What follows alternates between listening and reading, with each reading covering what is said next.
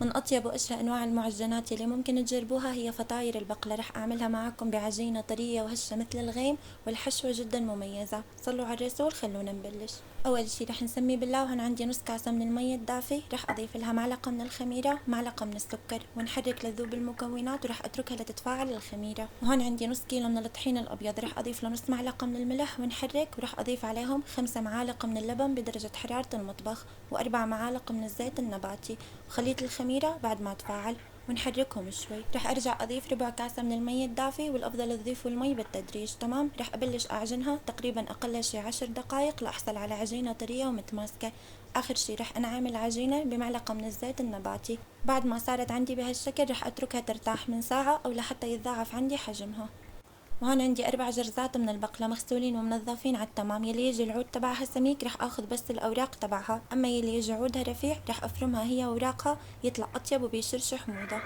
بمقلاية على النار رح اضيف نص كاسة من زيت الزيتون. رح انزل عليها ببصلتين مفرومين وسط. تمام. رح اضيف لهم معلقة اكل من الملح او حسب الرغبة. رح اقلي البصلة بس لحتى تذبل معانا شوي.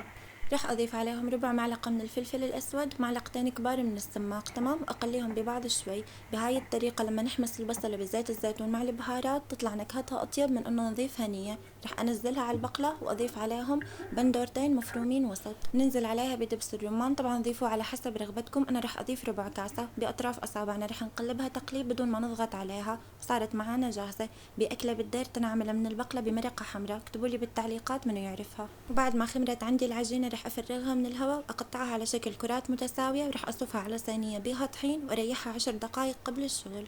مكان ما رح نفرد العجين رح ارش رشة طحين. ناخذ قطعة من العجين وبالشوبك رح ابلش افردها مرة بالطول ومرة بالعرض، ونبلش نوزع الحشوة. اهم شي لا تجيبوها على الاطراف مشان ما تتبلل معاكم وتسكر. ونبلش نسكر العجينة. رح اعملها على شكل مثلث. طريقتها جدا سهلة، بس اهم شي تأكدوا انكم عم تضغطوا صح مشان ما تفتح معاكم بالفرن. رح انقلها على الصينية، طبعا دهنتوها بالزيت.